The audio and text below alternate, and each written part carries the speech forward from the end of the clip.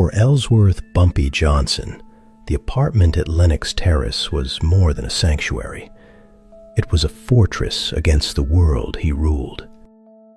Outside those walls, he was the godfather of Harlem, a man who moved chess pieces made of flesh and blood, a man whose name commanded respect and fear in equal measure. Inside, he was just a father and a husband. On this particular Tuesday evening, the fortress smelled of rosemary and roasted chicken. Mamie Johnson was in the kitchen, her movements graceful and efficient as she moved between the oven and the stove. Bumpy was sitting in his favorite armchair in the living room, reading the evening edition of the paper, the smoke from his cigar curling lazily toward the ceiling. His daughter, Elise, was sitting at the coffee table near the radiator, doing her homework. She was the light of Bumpy's life, the one pure thing in a world complicated by crime and compromise. But tonight, Elise was quiet, too quiet. Bumpy lowered the paper, peering over the rim of his reading glasses. "Math giving you trouble, sweetheart?" he asked, his voice a low rumble. Elise didn't look up. She was hunched over, her arm wrapped around her stomach. "No, Daddy. My tummy hurts." "Too many sweets?" Bumpy teased gently. "No," she whispered. She looked up then, and Bumpy's heart skipped a beat. Her skin, usually vibrant, was an ashy shade of gray. Her forehead was beaded with sweat despite the drafty window. Her eyes looked glazed, distant. Mamie walked in from the kitchen, wiping her hands on a towel. "Dinner is almost ready. Elise, go wash your hands." Elise tried to stand up. As she shifted her weight, a sharp, piercing cry tore from her throat. It wasn't a whine. It was a scream of pure, unadulterated agony. She collapsed back onto the rug, curling into a tight ball, clutching her right side.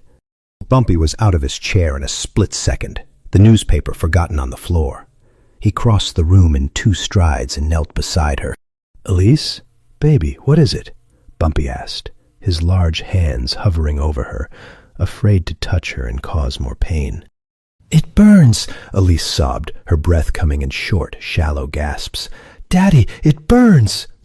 Mamie was there an instant later, her maternal instincts kicking into overdrive. She placed a hand on Elise's forehead. "Ellsworth, she's burning up. She's on fire." Bumpy gently touched her stomach. The muscles were rigid, hard as a board. When he pressed lightly on her lower right side, Elise screamed again, a sound that chilled Bumpy's blood more than any threat from a rival gangster ever could.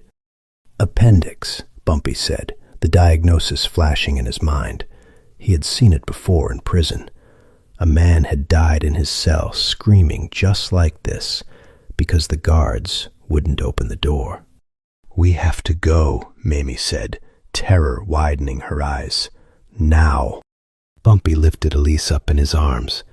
She felt terrifyingly light, like a bird with a broken wing. "Get the coat. Get the keys." They didn't wait for the elevator. Bumpy carried her down the flights of stairs, his heart hammering against his ribs like a sledgehammer.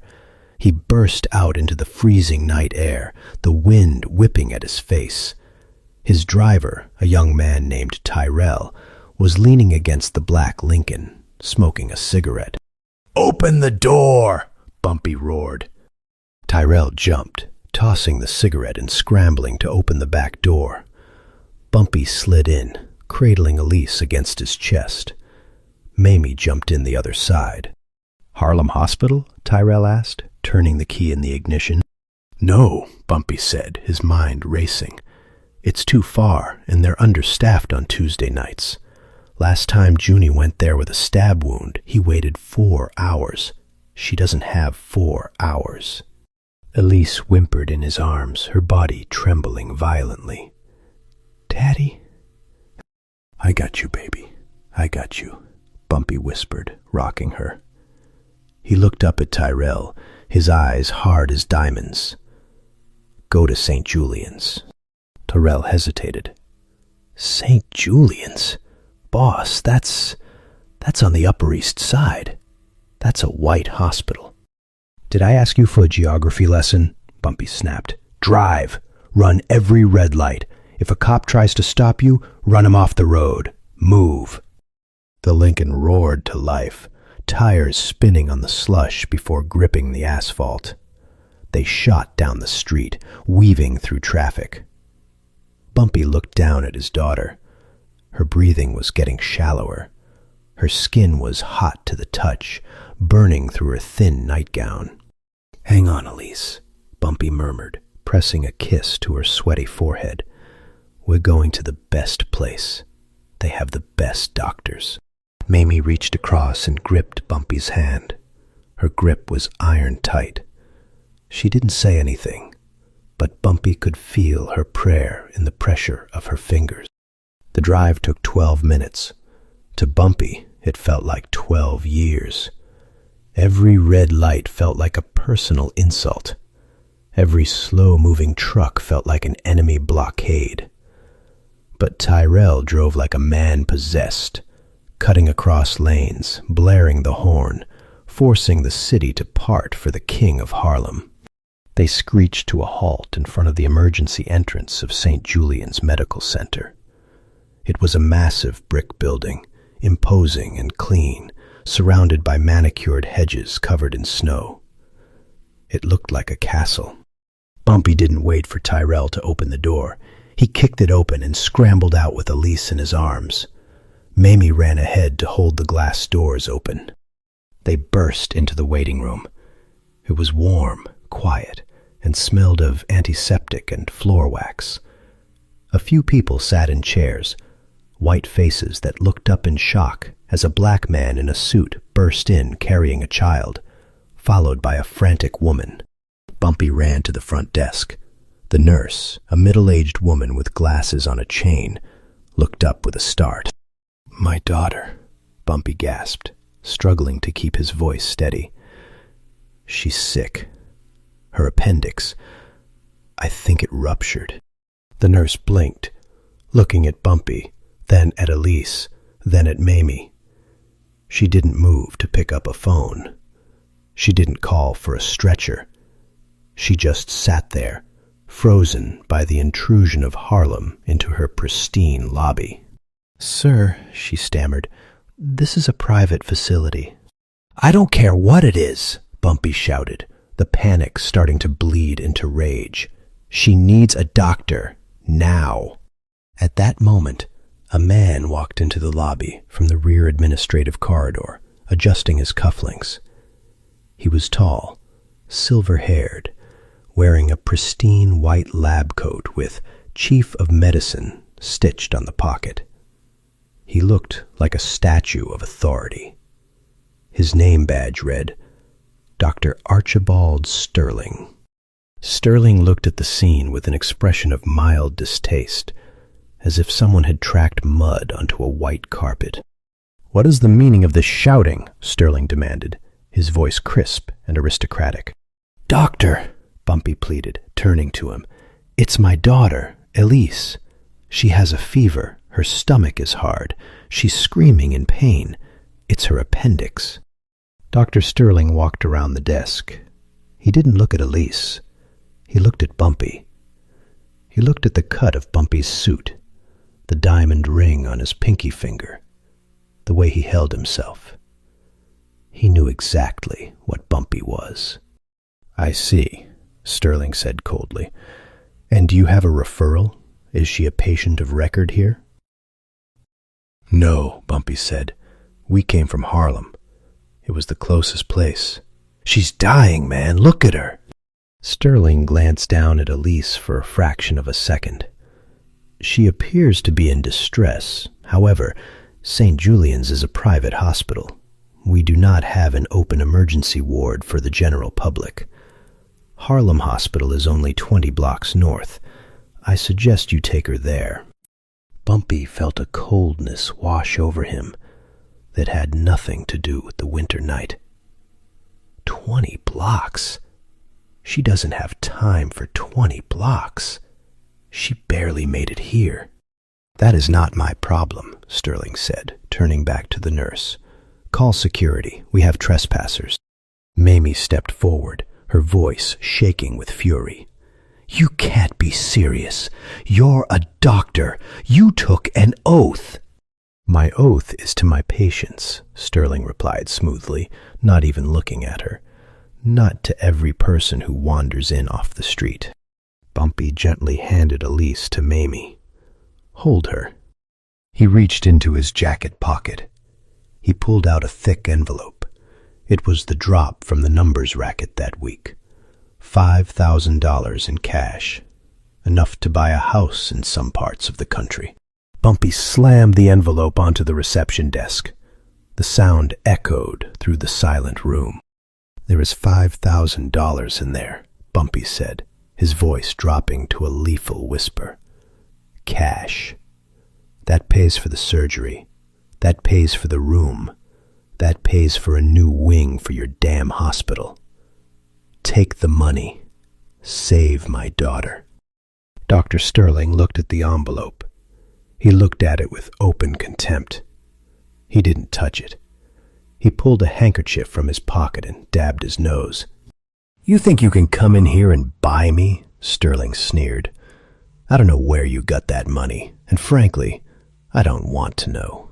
It's dirty, and I don't touch dirty money. Take your child and get out of my hospital before the police arrive." Bumpy stood there, his hands trembling. He had faced hitmen with guns. He had faced judges with gavels. He had never felt as powerless as he did in this moment, facing a man armed with nothing but bigotry and a policy manual. "If she dies," Bumpy whispered, "I will burn this building down with you inside it." "Threats," Sterling sighed. "Typical." "Security!" Two uniformed guards appeared from the hallway. They were big men, hands on their batons. They looked nervous. They recognized the danger radiating off Bumpy, but they stepped forward. "Sir, you need to leave," one guard said. Bumpy looked at the guards. He calculated the odds. He could take them. He could break the first one's jaw, disable the second one. But then what? He would be in handcuffs, and Elise would still be dying on the floor. Violence was useless here. Elise let out another scream, a high, thin sound that sounded like a tearing sheet. Her body went limp in Mamie's arms. "Elise!" Mamie shrieked. "Ellsworth! She passed out!" "No!" Bumpy gasped, turning back to his family. "No, no, no!" Sterling turned his back, walking toward his office corridor. "Escort them out." "Wait!" The voice came from the hallway behind the guards. It was a woman's voice, sharp, commanding, and breathless. A young woman in green surgical scrubs ran into the lobby. She had auburn hair tied back in a messy bun, and she looked exhausted, but her eyes were alert.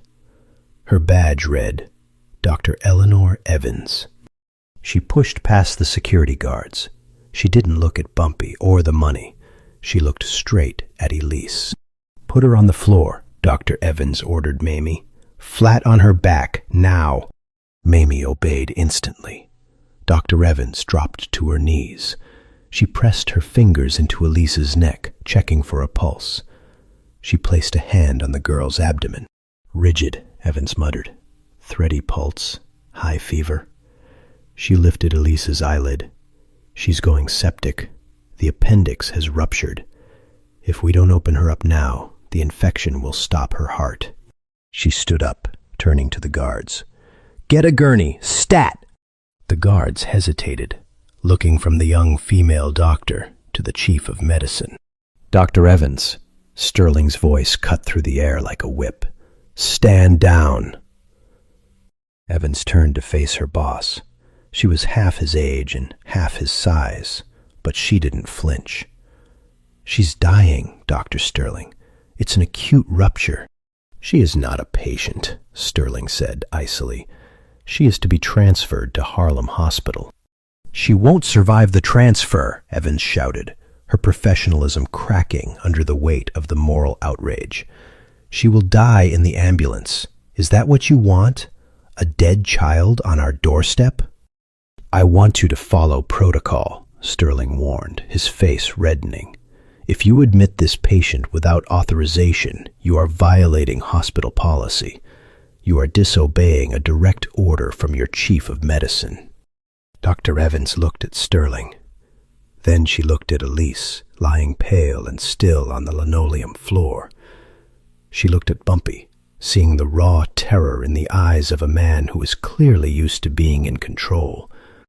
"Protocol be damned," Evans said. She turned to the guards. "I said, get me a gurney. If this girl dies because you were too slow, I will testify that you obstructed medical care. Move!" The guards moved. They weren't afraid of Sterling in that moment. They were afraid of the fierce certainty in the young woman's voice. They ran and grabbed a stretcher from the hallway. They scooped Elise up. "Or 3 is open," Evans said, running alongside the stretcher. "I need an anesthesiologist. Page Dr. Miller. Tell him it's a code blue." Bumpy and Mamie ran after them. "Stop!" Sterling shouted after them. "Evans, if you walk through those doors, you are finished. Do you hear me? Finished!" Dr. Evans didn't even look back. She pushed the double doors open, and the team vanished into the sterile white hallway. Bumpy tried to follow, but a nurse stepped in front of him. "Sir, you can't go back there. It's a sterile zone. You have to wait here." Bumpy stopped. He watched the doors swing shut. He watched the last glimpse of his daughter's limp hand hanging off the side of the gurney. He turned around. Dr. Sterling was standing there, adjusting his cuffs, his face a mask of cold fury. "You have caused a great deal of trouble," Sterling spat. Bumpy walked up to him. He got so close he could smell the man's expensive cologne. He leaned in, his voice a vibration in the air. "You pray," Bumpy whispered. "You pray to whatever God you believe in that she lives. Because if she doesn't, there won't be a place on this earth you can hide from me." Sterling swallowed, taking a step back. The reality of who Bumpy was finally seemed to penetrate his arrogance. He turned and retreated into his office, slamming the door.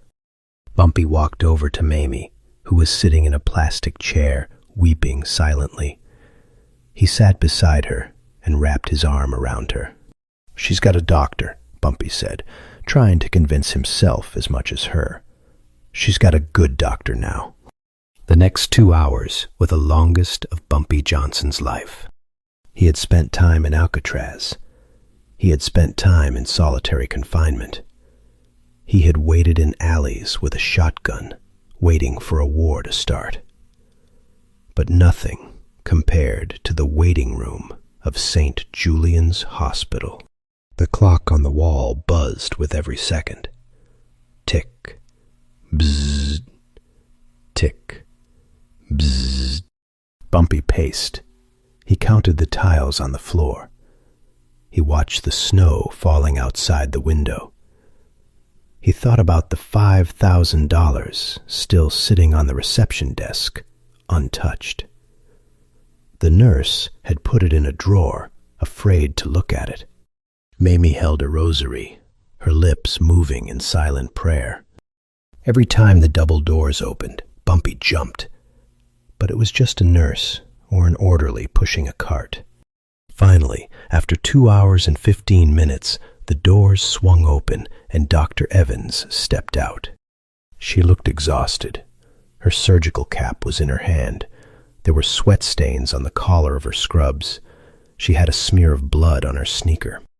Bumpy and Mamie were on their feet instantly. Dr. Evans walked over to them.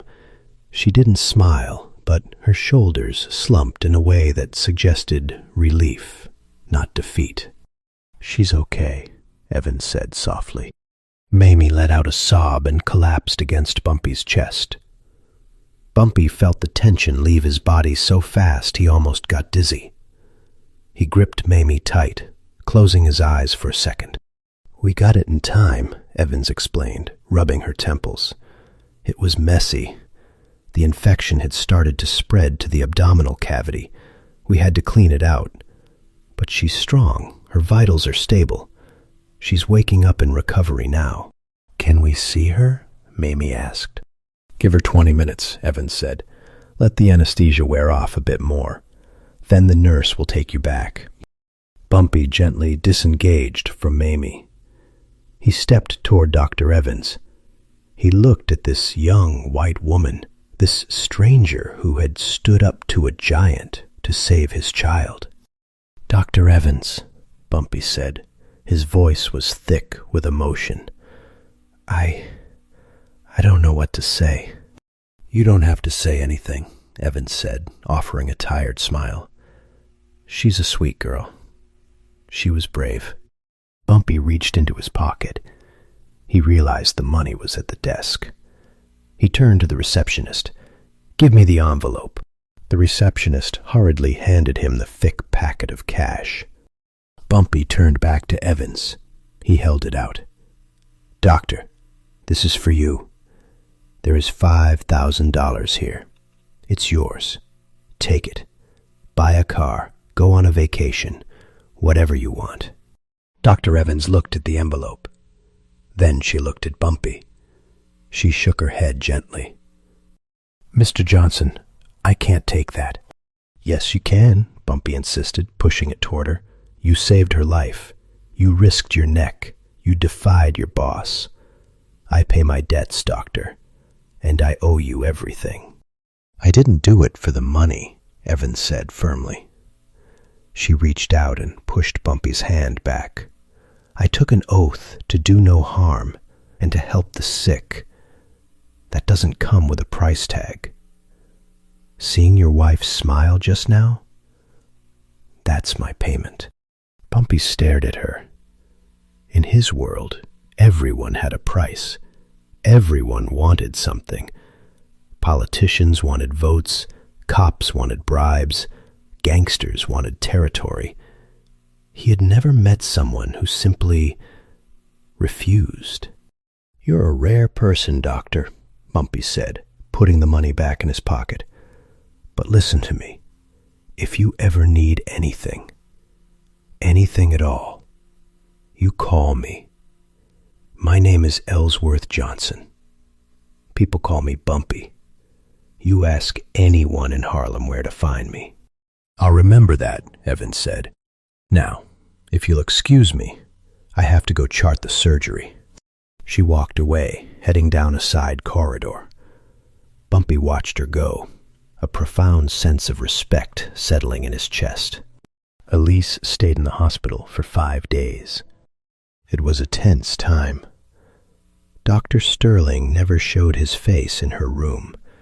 He stayed in his office, lurking like a spider. But the nurses were kind, mostly because they were terrified of Bumpy, who visited every day, bringing flowers, comic books, and home-cooked food from Mamie. Elise recovered quickly. The color returned to her cheeks.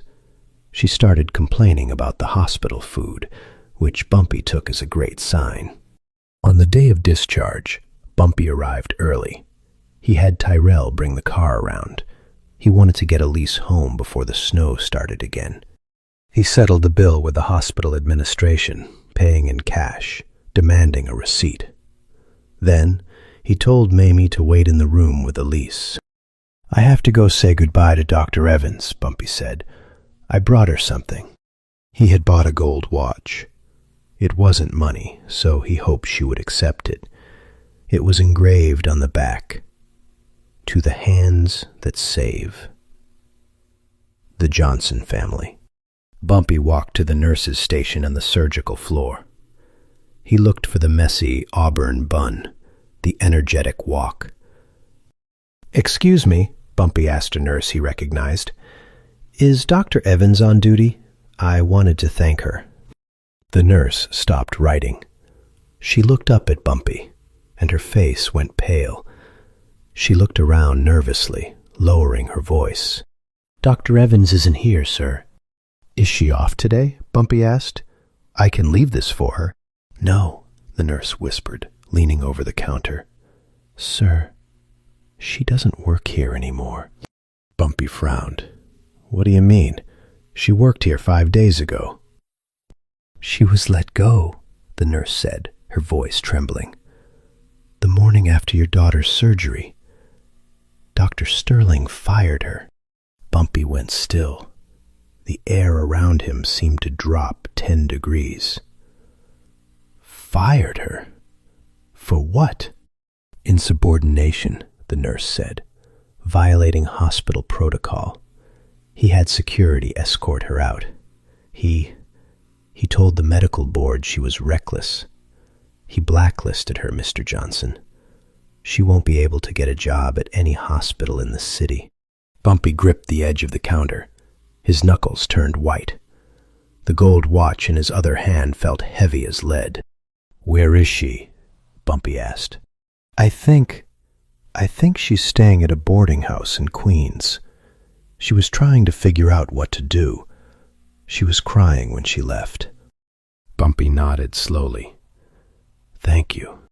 He turned and walked away. He walked past Dr. Sterling's office. The door was closed. He could see the silhouette of the man sitting behind his desk through the frosted glass. Bumpy didn't knock. He didn't kick the door down. He didn't scream. He just stopped and stared at the door for a long moment. He had offered money. He had offered gratitude. He had tried to play by the rules of civilized society. But Dr. Sterling didn't want to play by those rules. Dr. Sterling wanted to play God. He wanted to destroy a good woman's life just because she dared to save a black child. Bumpy turned and walked back to Elise's room. "Ready to go?" Mamie asked, smiling as she buttoned Elise's coat. "Yes," Bumpy said. His voice was calm, but Mamie knew him. She saw the look in his eyes. It was the look of the chessboard. It was the look of a man who had just decided to take the king. "Did you find Dr. Evans?" Mamie asked. "She wasn't there," Bumpy said. "But don't worry. I'm going to find her." He picked up Elise's suitcase. "And Mamie?" "Yes, Ellsworth." "When we get home, call Chin Gigante," Bumpy said, referring to the head of the Genovese crime family, his sometimes rival, sometimes ally. "Tell him I need a meeting. Tell him I need a favor involving the medical union." "Is everything okay?" Mamie asked, sensing the shift in the wind. Bumpy looked out the window at the falling snow. "No," Bumpy said. "A man made a mistake. He thought he could hurt us and get away with it. He thought he could punish kindness." Bumpy opened the door, ushering his family out. "He's about to find out that he isn't the only one who can fire people." The address the nurse had given Bumpy led him to a drab, peeling 3-story walk-up in Queens. It was a far cry from the pristine, manicured grounds of St. Julian's Hospital. The neighborhood was working class, quiet and gray under the winter sky. Bumpy sat in the back of the Lincoln, watching the front door. He told Tyrell to wait. He buttoned his cashmere coat, adjusted his hat, and stepped out into the slush. Inside, the boarding house smelled of boiled cabbage and floor wax. The landlady, a suspicious woman with curlers in her hair, pointed him to room 2B. Bumpy knocked. "Who is it?" The voice was muffled, tired. "A friend," Bumpy said. The door opened a crack. Dr. Eleanor Evans peered out. She wasn't wearing scrubs now. She was wearing a worn wool sweater and jeans. Her eyes were red-rimmed, and there were boxes stacked behind her on the floor. She recognized him instantly. Her expression softened, but the sadness didn't leave her eyes. "Mr. Johnson, how is Elise?" "She's healing," Bumpy said. "She's complaining about the food and asking for her friends. That means she's doing fine." "That's good," Evans said, a small, genuine smile breaking through her exhaustion. "That's very good. Can I come in?" She hesitated, then opened the door wide. The room was tiny. A bed, a dresser, and a window that looked out onto a brick wall. It was a room for someone who had nowhere else to go. "I'm packing," she apologized, gesturing to the boxes. "I'm going back to Ohio. My sister says there's a clinic there that might take me, even with the black mark on my record." Bumpy stood in the center of the room. He seemed too big for the space, his presence filling the corners. "You shouldn't have to leave, Doctor. You didn't do anything wrong." "I broke the rules," Evans said, sitting on the edge of the bed. She looked at her hands. "Dr. Sterling, he made sure the board knew I was reckless. He said I endangered the hospital's liability insurance. In the medical world, that's a death sentence." "He fired you because you embarrassed him," Bumpy corrected her. "You showed him up. You showed him what a real doctor looks like, and he couldn't handle it." Bumpy reached into his pocket. He pulled out a small velvet box. "I brought this for you," Bumpy said. "I bought it before I knew you were gone." He handed it to her. Evans opened it. It was the gold watch. She read the inscription on the back. Tears welled up in her eyes. "It's beautiful," she whispered. "But Mr. Johnson—" "Keep it," Bumpy said. "It's not payment. It's a reminder that time is long and things change." He reached into his other pocket and pulled out a business card. It wasn't his. It was the card of a lawyer he kept on retainer. "I can fight this," Bumpy said. "I have lawyers who can sue for wrongful termination. I can tie that hospital up in court for 10 years. Evans shook her head, closing the watch box. "I don't have the fight in me, Mr. Johnson. I just want to practice medicine. I don't want a war." "War is what happens when good people do nothing," Bumpy said gently. "But I understand. You're a healer, not a fighter." He walked to the window and looked out at the bleak alleyway. "Dr. Evans, tell me something. Dr. Sterling, a man like that, arrogant, powerful, untouchable. Men like that usually have secrets. You worked with him. You saw him every day. Was there anything off?" Evans frowned, thinking. He's a perfectionist. He screams at nurses. He's cruel. "That's his personality," Bumpy said, turning to face her. "I'm asking about his habits. Did he disappear? Did he handle things he shouldn't?" Evans hesitated. She bit her lip. "There was... well, it's probably nothing.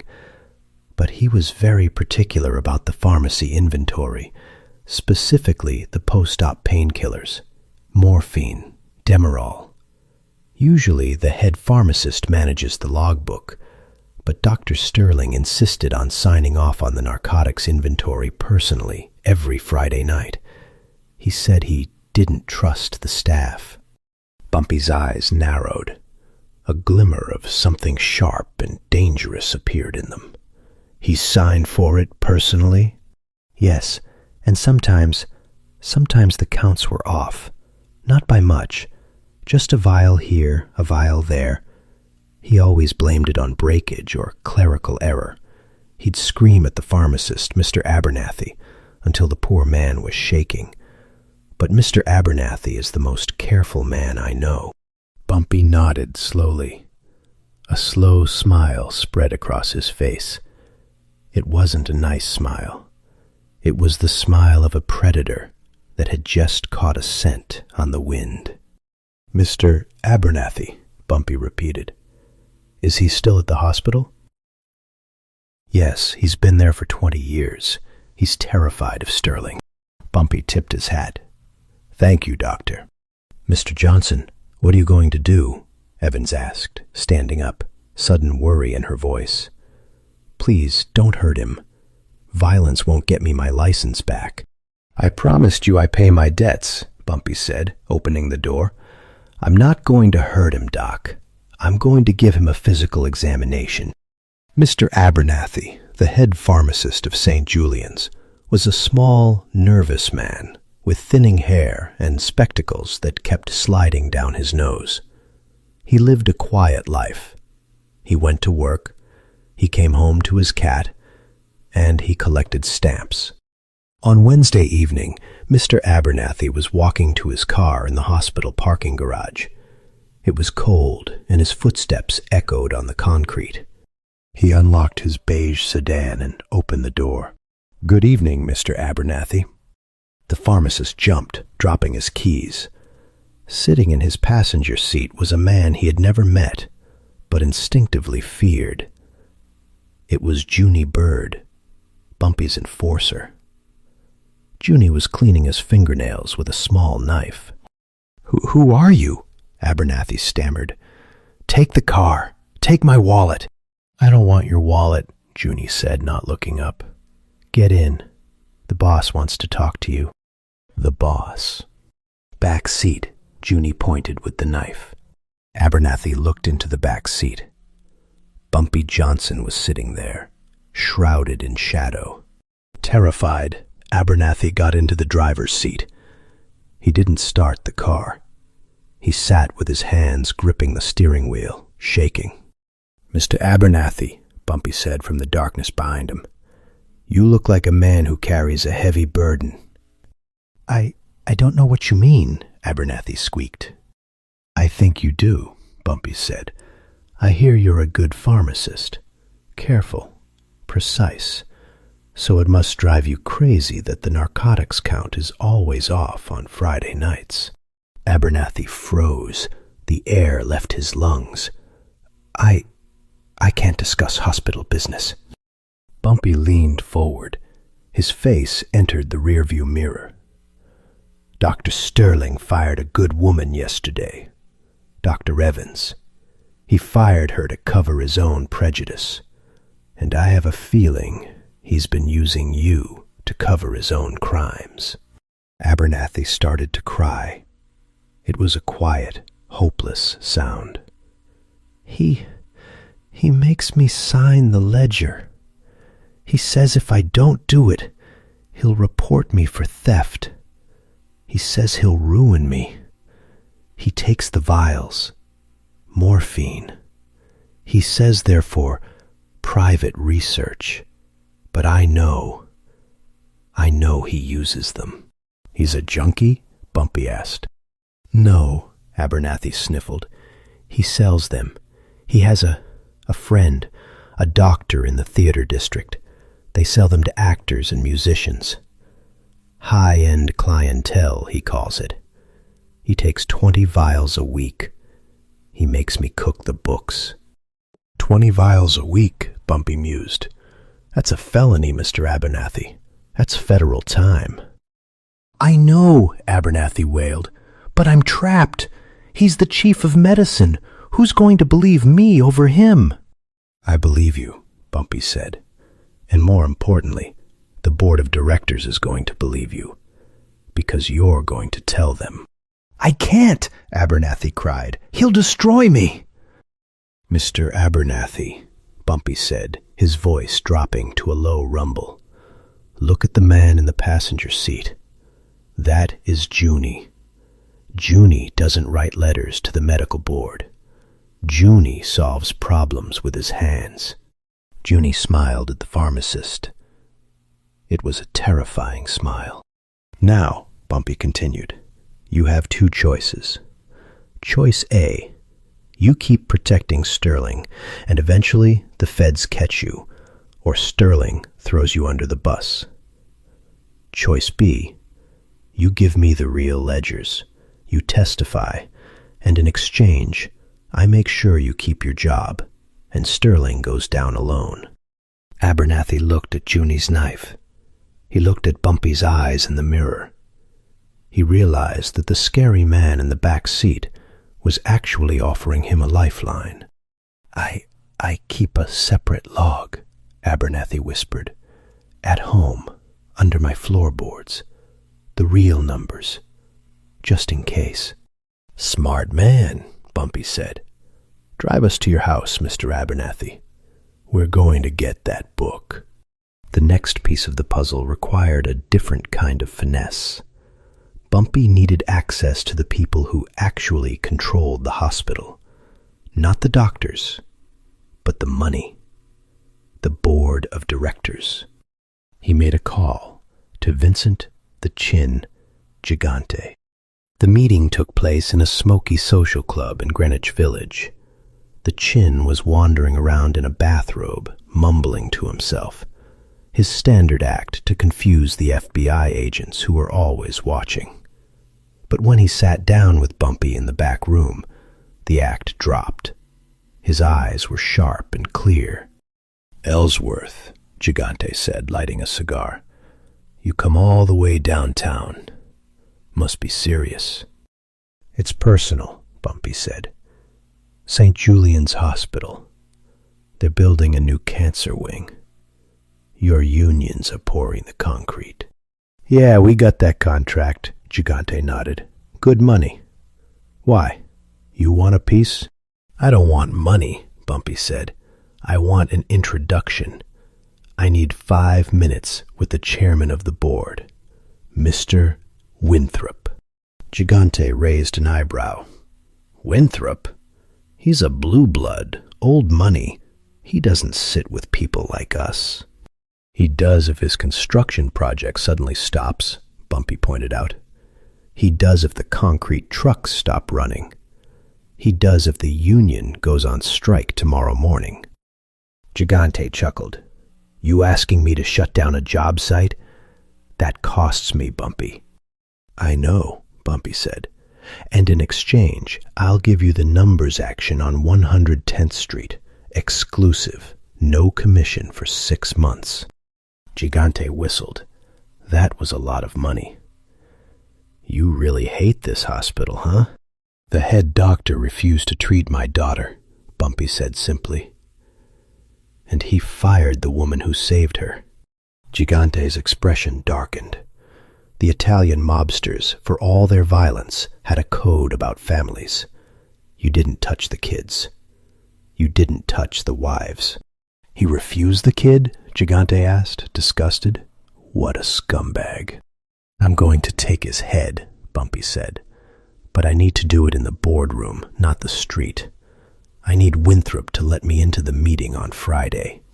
Gigante puffed on his cigar. He respected Bumpy. They had warred in the past, but they understood each other. "Done," Gigante said. "I'll make the call. The concrete mixers break down tomorrow morning. Winthrop will be begging for a meeting by noon. I'll tell him the only way to get the trucks moving is to listen to a community representative named Mr. Johnson." Friday morning at St. Julian's Hospital. The boardroom was on the top floor, a sanctuary of mahogany tables, oil paintings, and silence. Dr. Archibald Sterling stood at the head of the table. He was presenting charts and graphs, talking about efficiency and budget cuts. He felt invincible. He had gotten rid of the troublemaker, Evans. He had silenced the staff. The new wing was going to be named after him one day. Around the table sat 12 wealthy men and women, the board of directors. At the head sat Mr. Winthrop, the chairman. He looked agitated. He had been on the phone all morning with the construction union. "And so," Sterling concluded, tapping a chart, "we project a 15% increase in revenue by limiting charitable admissions." The doors to the boardroom opened. Sterling turned, annoyed. "I gave orders not to be interrupted." It wasn't a waiter with coffee. Ellsworth Bumpy Johnson walked in. He was wearing a three-piece suit that cost more than Sterling's car. He held a fedora in one hand and a thick black ledger in the other. Behind him walked a trembling Mr. Abernathy. "Who is this?" one of the board members asked. Mr. Winthrop cleared his throat. He looked nervous. "This is Mr. Johnson. He represents the community interests regarding the expansion. I invited him." "This is highly irregular," Sterling sputtered, his face turning pink. "This is the man who caused a disturbance in the emergency room. Security!" "Sit down, Doctor," Bumpy said. His voice wasn't loud, but it slammed into the room like a physical force. He threw the black ledger onto the polished mahogany table. It landed with a heavy thud. "What is the meaning of this?" Sterling demanded. "That," Bumpy said, pointing to the book, "is the reason your inventory counts are off every Friday night. That is the record of every vial of morphine and Demerol you have stolen from this hospital for the last 5 years." The room went dead silent. Sterling laughed. It was a brittle, panicked sound. "This is preposterous. The man is a gangster. You're going to listen to a gangster?" "I'm listening to the math," Bumpy said. He turned to Abernathy. "Tell them." Abernathy gripped the back of a chair for support. He looked at Sterling, then at the board. He took a deep breath. "It's true," Abernathy whispered. "Dr. Sterling takes the narcotics. He forces me to alter the official logs. He sells them." "You lying little rat," Sterling screamed. He lunged toward Abernathy. Bumpy stepped in between them. He didn't touch Sterling. He just stood there, a wall of muscle and resolve. Sterling stopped, shrinking back from the look in Bumpy's eyes. "We have dates," Bumpy said, addressing the board. "We have times. We have the names of the buyers in the theater district. I had my associates verify them. If you check your inventory right now, you'll find 50 vials missing from this week alone." Mr. Winthrop picked up the ledger. He flipped through the pages. His face went gray. "Archibald," Winthrop said, his voice trembling with anger, "is this true?" "It's a fabrication," Sterling shouted. "They're conspiring against me." "We also have a witness," Bumpy said. "Dr. Eleanor Evans. You fired her because she was getting too close to the truth. You claimed she was reckless, but really, she was just the only honest person in the building." Winthrop looked at Sterling. The disgust on the chairman's face was total. "Archibald, you are suspended, effective immediately. Security will escort you from the building. We will be launching a full internal audit and contacting the district attorney." "You can't do this to me," Sterling shrieked. "I am St. Julian's. I built this department." "You built a drug ring," Bumpy said coldly, "and you nearly let a little girl die because you were too busy playing God." 2 security guards entered, the same 2 who had hesitated in the lobby. They looked at Bumpy, then at Sterling. They moved quickly, grabbing Sterling by the arms. "Get your hands off me!" Sterling yelled as they dragged him toward the door. He looked back at Bumpy with eyes full of hate. "You're an animal, Johnson. You're nothing." Bumpy watched him go. He adjusted his cufflinks. "I'm a concerned parent," Bumpy said to the empty doorway. The boardroom was silent. The wealthy directors stared at Bumpy with a mixture of fear and awe. "Mr. Johnson," Winthrop said, regaining his composure, if what you say is true, you have saved this hospital from a massive scandal. We are grateful." "I don't want gratitude," Bumpy said. "I want to fix the mistake. You have a vacancy for chief of medicine now." "Well, yes," Winthrop stammered. "We will begin a search immediately." "You don't need to search," Bumpy said. "You already had the best doctor in the city, and you let Sterling fire her." Bumpy pulled a second envelope from his pocket. This one contained letters of recommendation.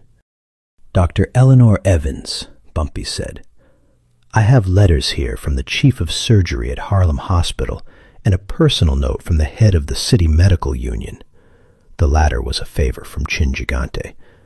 "She is young, yes, but she is honest. She is brilliant. And she is the only person in this building with a spine." Winthrop took the letters. "Reinstating a fired doctor to a chief position. It's unheard of." "So is stealing narcotics," Bumpy reminded him. "You need a new face, a clean face, someone who represents the future, not the past." Bumpy leaned on the table. "And," Bumpy added softly, "if Dr. Evans is hired as acting chief, I believe the concrete trucks will start running again within the hour." Winthrop looked at Bumpy. He understood the transaction. He understood the power. "I will put it to a vote," Winthrop said. Dr. Evans was sitting in her room in Queens, taping up the last box, when the landlady shouted up the stairs, "Phone call for you. It sounds fancy." Evans walked downstairs and picked up the receiver. "Dr. Evans?" It was Mr. Winthrop. "Yes?" "We would like you to come in, doctor. There has been a restructuring. Dr. Sterling is no longer with us. The board has reviewed your case and found your termination to be in error." Evans gasped. I can come back?" "We don't want you to just come back," Winthrop said. "We want you to step in as acting chief of medicine. We need someone to clean up the mess Sterling left behind." Evans almost dropped the phone. "Chief, but I'm only 30 years old." "Mr. Johnson speaks very highly of you," Winthrop said, "and frankly, we need the kind of courage you showed in the ER." Evans smiled, tears filling her eyes. "I'll be there in an hour."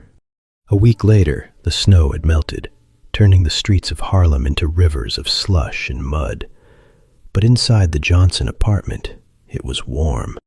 Elise was sitting at the kitchen table, eating soup. She was laughing at a joke Mamie had made. She looked healthy, vibrant, alive. Bumpy stood by the window, looking down at the street. He saw a black car pull up. A woman got out. It was Dr. Evans. She was wearing a new winter coat and looked confident, purposeful. She wasn't coming up to the apartment. She was heading to a community center across the street, a free clinic she had started sponsoring with her new salary as chief. Bumpy watched her. On her wrist, the gold watch glinted in the winter sun. "She's a good woman," Mamie said, coming up behind him and wrapping her arms around his waist. "She is," Bumpy agreed. "You did a good thing, Ellsworth," Mamie said softly. "You destroyed a bad man and lifted up a good one. That's justice." "It's business," Bumpy grunted, though a small smile played on his lips. Sterling was a liability. Evans is an asset. The world is just balanced now. Mamie squeezed him. "You can tell yourself that, but I know you. You did it because she saved your baby." Bumpy turned and looked at Elise. He watched her spoon the soup, watched her laugh. He thought about the terror of that drive to the hospital, the feeling of helplessness. He looked at his hands. They were hands that had hurt many people, hands that had built a criminal empire.